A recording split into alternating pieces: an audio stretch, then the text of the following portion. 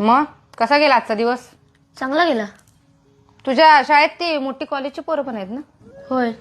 मग ती काय बोलत्यात गप्पा मारताना फिरताना? त्यांच्यात जास्त मी जात नाही ग. तिथे पलीकडचे दोन दादा आहेत बघ, त्यांनी तिथे शाळा सुटल्यावर तिथे कॉर्नरला थांबतात बाय. का? अगं ती पोरींची शाळा सुटते ना, मग ते पोरींना बघून काय पण घाण बोलतात. हे बघ, आता तुझं वय 15 वर्ष आहे. मनात शरीरात असं वेगवेगळे बदल होत असतात. वेगवेगळ्या गोष्टी जाणून घ्यायची इच्छा होत असते. अपोजिट जेंडरबद्दल तुला अट्रॅक्शन वाटणार, एखादी मुलगी बघितली असं मनात भारी वाटणं, ह्या गोष्टी होणं नैसर्गिक आहे.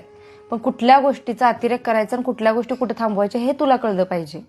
एक आई म्हणून आयुष्यात मी तुला पुढे जाऊन सगळ्या गोष्टींसाठी सपोर्ट करेल, कधी कधी तुला पाठीशी पण घालेल.